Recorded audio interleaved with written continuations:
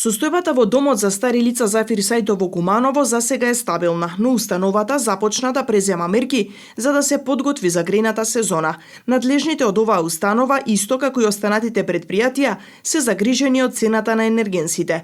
Домот, за разлика од останатите, мора да продолжи да функционира и оваа зима и да обезбеди затоплување на 155 корисници кои што во моментов престојуваат. За таа цел неодамна на Советот на општината беше изгласана одлука и за зголемување на цените на услугите за 4200 денари.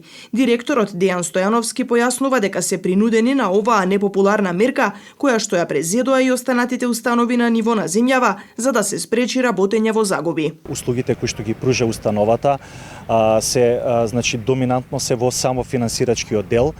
Тоа се оние средства кои што ги прибираме нели за пружање на услуги, така да доколку останевме со истата цена, ние сериозно и свесно ќе отидевме во загуба или ќе отидеме во загуба.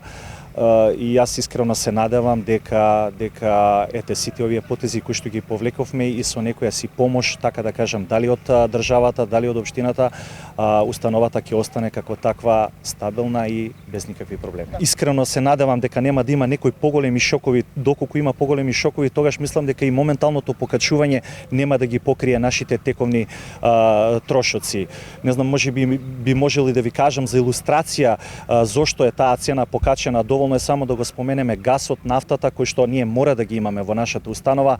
Гасот е покачен дури за 3 пати и една сметка, на пример, која што сме ја плаќале минатата година од 400.000 денари, сега ќе биде 1.200.000 до 1.500.000 денари ќе биде незината висина. Така да сите, така да кажам, финансиски пресметки се неблагодарни во однос на тоа како ние би презимиле. За проблемот алармирали и во Министерството за труд и социјална политика, како и до општината.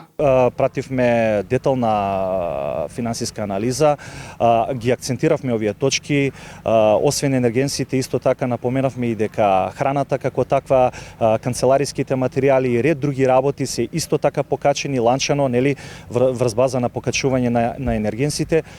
Јас искрено се надевам дека Министерството за труд и социјална политика ќе изнајде начин како домовите за стари лица да ги помогне во оваа тешка зима, доколку има потреба, затоа што ние веќе, како што реков, повлековме потек, покачивме цена, иако тоа е многу неблагодарно во оваа ситуација, меѓутоа сепак ние мораме да мислиме на нашата ликвидност и мораме да мислиме пред се на тие стари луѓе кои што ќе останат да презимат во овој дом и нели ќе го продолжат својот живот во оваа установа. Првиот човек на старскиот дом во Куманово укажува дека во моментов трошоците се сведени на минимум. Установата подготвила и 2 проекти за реконструкција, но тие ќе почекаат некои подобри времиња. Минатите години, значи сведоци сте дека доста работи успеавме да на некој начин да реконструираме и да подсредиме во домот во насока на подобрување на условите.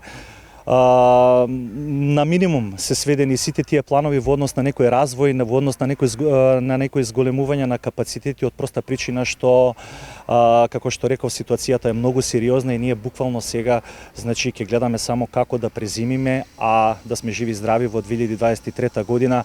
Имаме готови 2 изготвени проекти за реконструкција кои што се негде во висина од 12-13 милиони денари, доколку најдеме значи партнер дали во општината, дали во државата или евентуално некој да кажеме странска држава која што амбасада би помогнала во изградба на таквото нешто, значи да, тука се проектите, можеме да размислуваме за понатамошен напредок.